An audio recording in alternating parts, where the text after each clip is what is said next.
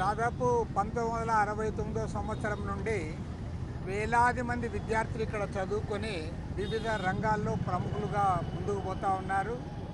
అలాంటి శాతవాహన కాలేజీని మరేదో దొంగల మాదిరి అర్ధరాత్రి పూట అపరాత్రి వేళ వచ్చి రాత్రిపూట కూల్చేస్తూ ఉన్నారంటే మరి ఆ కూల్చివేసిన తర్వాత ఇక్కడ వాళ్ళే బోర్డులు రాసుకొని దానికి పోలీసు వాళ్ళు కాపలా పెట్టారు. ఇక్కడ అంటే చూడ్డానికి వచ్చే వాళ్ళని మీడియా వాళ్ళని లోపలికి పోనివ్వమనే వాళ్ళు మరి ఈ పోలీసు వాళ్ళు ఏం చేస్తూ ఉన్నారు? అర్ధరాత్రి పూట కూలుస్తూ ఉంటే మరి అప్పుడేమైనా వీళ్ళు కూడా నిద్రపోతూ ఉన్నారా, లేకపోతే వాళ్ళతో కుమ్మక్కయ్యారా?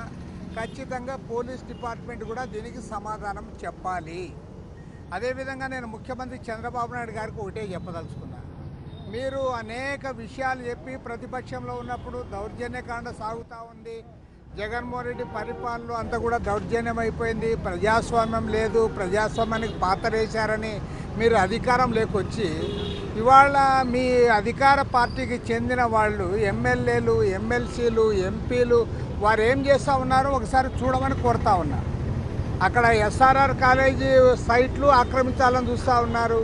ఇక్కడ శాతవాహన కాలేజీ చేస్తూ ఉన్నారు. విజయవాడ నగరం నడిబొడ్డునే ఇన్ని అకృత్యాలు జరుగుతూ ఉంటే రాష్ట్ర వ్యాప్తంగా ఎన్ని జరుగుతూ ఉన్నాయో దానికి ప్రభుత్వమే ఆలోచించాలి.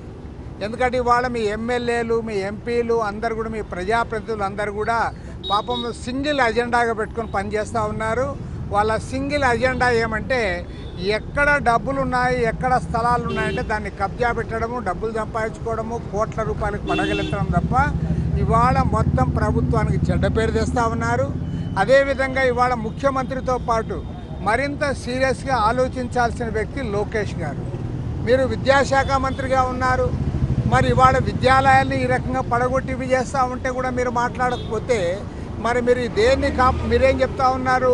రాబోయే రోజుల్లో మొత్తం 100% లిటరసీ తెస్తాం, తర్వాత ప్రతి ఏటా డిఎస్సి పెడతాం, తర్వాత యూనివర్సిటీకి అంతా మంచి మంచి వైస్ ఛాన్సలర్ చేస్తామని చెప్పావు. ఇవాళ మేము చెప్తా ఉన్నాం దానితో పాటు విద్యాలయాలు కాపాడండి. ఇవాళ మీకు చెడ్డ పేరు తెస్తున్న వాళ్ళు మీ వాళ్ళే.